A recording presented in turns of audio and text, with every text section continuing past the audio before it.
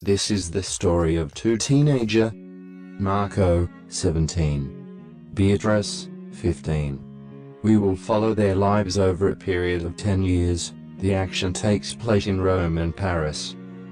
Marco is the son of a working-class family and lives with his parents in Rome on 12th floor of a housing project.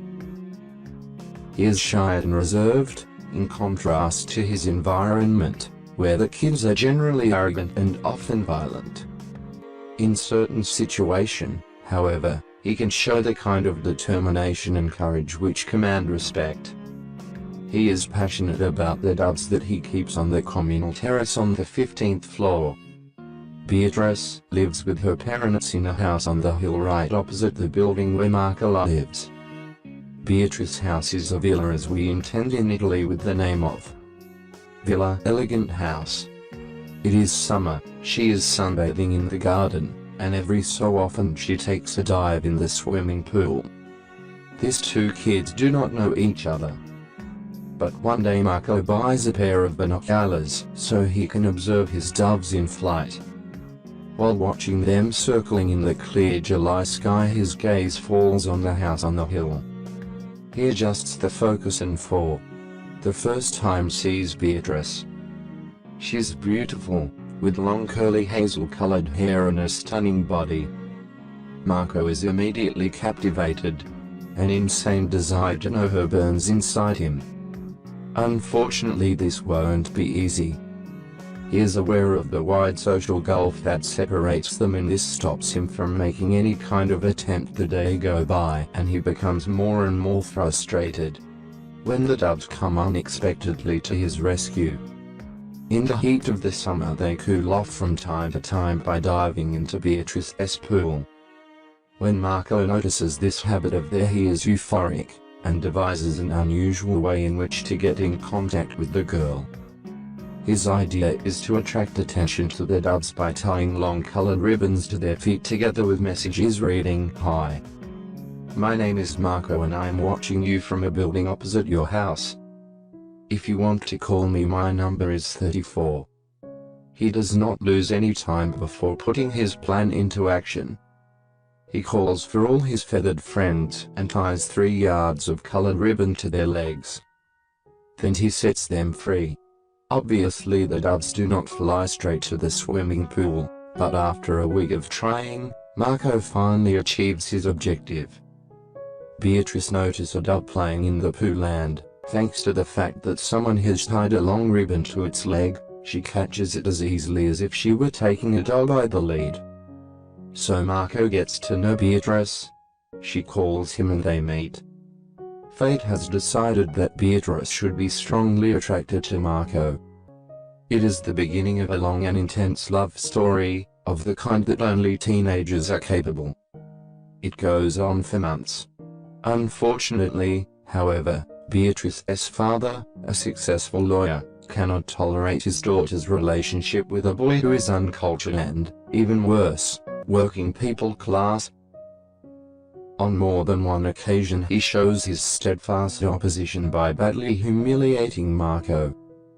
For Marco, this is a distressing period. He regrets not finishing high school. He resents his parents for their ordinariness and, as if all that was not enough, after a fight over scooter race, someone kills his doves as a revenge. He feels as if the world is falling in on him. He feels as if he does not have the will to carry on. He is experiencing one of those critical adolescent periods which could lead down the road to drug abuse or even suicide. During this time, Marco starts hanging out with certain people.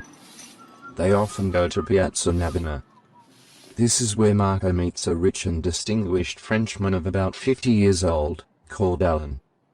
This is how they meet. Alan had been shopping and had a lot of parcel. He asked Marco and his friends to help him carry them to his home near the Spanish Steps, for which they would be generously rewarded. The 3 kids, penniless as usual, did not need to be asked twice. Alan's apartment was splendid, with views over the famous steps. There were objets d'art everywhere, from paintings to ornaments. and even a finely inlaid grand piano. Marco, who possessed an innate aesthetic sensibility, looked around, enchanted. He was struck by one painting in particular and asked, "Is this an original Frazee?" The question surprised Alan. He would never have imagined a kid from the wrong side of the tracks would ask such a thing. He asks the kid how he had been able to recognize. The artist even thought the work was not even signed. Marco explained that he had always been interested in the arts and humanities at high school. Alan's curiosity was aroused and he asked him whether or not he graduated. Marco lowered his head and confessed that he had had to leave his studies before graduation because his family could not afford to keep him at school. Alan was touched and made a suggestion. He explained that in 5 days' time he would be moving back to Paris for good. He offered to take Marco to France and enroll him in a top school. Marco was very flattered by this proposal, but replied that he would have to think it over and that he would give his decision within the 5 days. At this point Alan took 3 crisp, new 100,000 lira bills from his wallet for the 3 kids in return for their help. They were feeling embarrassment but delighted and thanked him with exaggerated gratitude. On the way home his 2 friends warned Marco of Alan's attentions for, as far as they were concerned, that distinguished gentleman had to be homosexual. Marco had also realized this from Alan's delicate and effeminate ways, but his proposal seemed like a sign from above, enabling him to liberate himself from his own condition. After all, what would he be leaving behind but ordinariness and squalor? But now a glimmer of light had appeared before him, showing him the way to a better future. After just 2 days he decided to accept Alan's offer to travel to Paris with him. Besides, Marco had just turned 18 and was free to decide for himself what he wanted to do with his life. Alan was indeed homosexual, but he acted purely as a patron towards the boy, never expecting sexual relations of any kind in return. As promised, he immediately enrolled Marco in the top private school in Paris, and he graduated in just 2 years. It must be said that Marco and Beatrice always kept in contact by mail. Beatrice had suffered badly after Marco's departure, but time had eased her sadness, and in the end they decided maturely to call a stop to their relationship, with the hope and intention that they would one day meet again. So, with the right financial support and his own personal efforts, Marco climbed steadily, step by step, up the social and cultural ladder. Meanwhile, Beatrice's family started to notice an economic decline.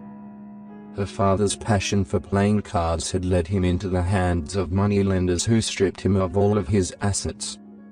In the end he was forced into bankruptcy. Beatrice, now 19, had to start working, putting to good use the grade school teaching diploma that she was lucky enough to have got. She would teach in a nursery school run by nuns and rented a modest apartment, which she shared with 3 of her workmates to minimize the costs. Despite all this, she finally enjoyed a period of tranquility, and even began a new relationship. More years went by. Marco graduated from university. Alan was proud of him and organized a party in his honor. This would be the climax of Marco's achievement.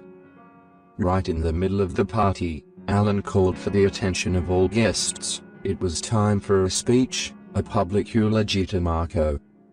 At the end of his speech there was a loud round of applause, but Alan again called for attention. There was another surprise. Alan introduced a new pupil into society for the first time. The name of the new boy is Adrian.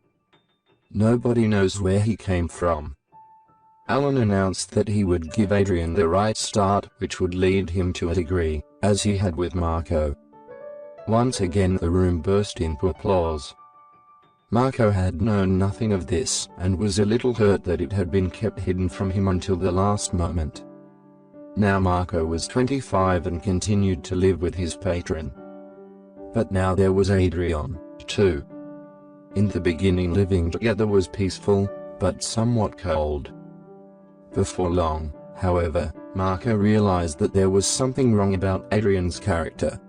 Adrian had heroin addiction, and not even all the money that Alan generously handed out was enough to satisfy his needs. Marco realized that small valuable objects kept disappearing, and that Adrian was selling them and using the money to feed his expensive habit. He tried to tell Alan tactfully, but he was not really interested.